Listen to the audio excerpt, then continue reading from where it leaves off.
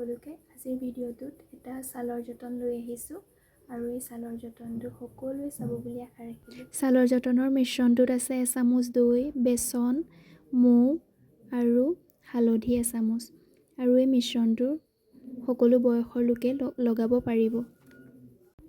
মুখৰ ছালৰ যতন লোৱাৰ আগতে প্ৰথমতে চুলিখিনি ভালদৰে বান্ধি ল'ব লাগে, কিয়নো মিশ্ৰণটো লগাওঁতে যাতে চুলিখিনিয়ে দিগদাৰি নিদিয়ে। আৰু মুখখন ভালদৰে ফেচ ৱাছ কৰি আৰু কপাহেৰে পানী বা গোলাপৰি দি পৰিষ্কাৰ কৰি লোৱাটো ভাল।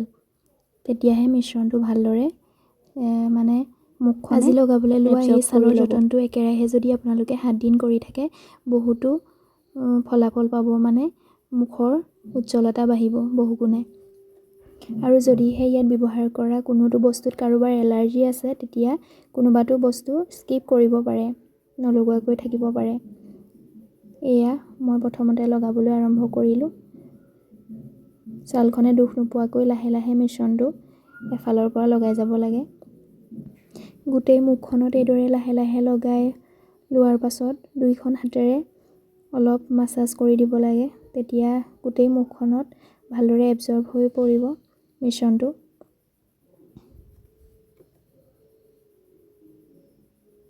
আৰু এই মিশ্ৰণটো চকুৰ গুৰিত লগাব নালাগে, কিয়নো চকুৰ গুৰিৰ ছালখন বহুতেই পাতল থাকে, সেইবাবে। গোটেই মুখখনত লগতে ডিঙিৰ অংশটো এই মিশ্ৰণটো ভালদৰে লাহে লাহেকৈ লগাই যাব লাগে।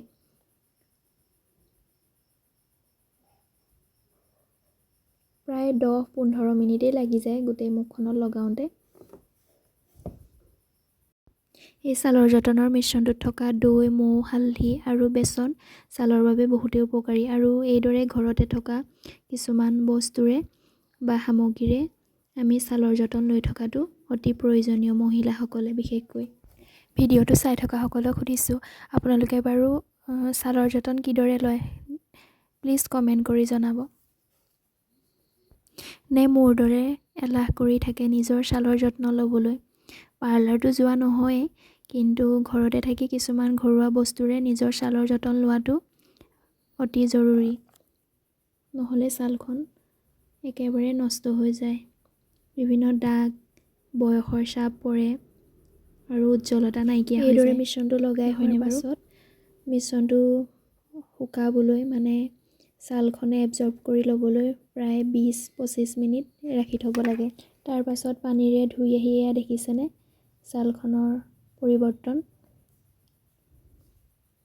মুখখন ভালদৰে ধুই অহাৰ পাছতে গোলাপ জল লগাই আৰু নিজৰ পচন্দ অনুসৰি মইশ্চাৰাইজাৰ ব্যৱহাৰ কৰি আজিৰ এই ছালৰ যতনৰ চেলেঞ্জটো সম্পূৰ্ণ কৰিলোঁ। আপোনালোকে ভিডিঅ'ত কিমান ধৰিব পাৰিছে নাজানো, কিন্তু মই হ'লে বহুত পৰিৱৰ্তন পাইছোঁ।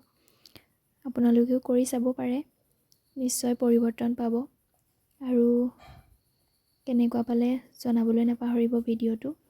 আৰু যদি ভাল পালে মোৰ পেজটো ফ'ল' কৰি দিব আৰু লাইক কমেণ্ট এটা কৰি থৈ যাব। আজিলৈ আহিছোঁ, বাই।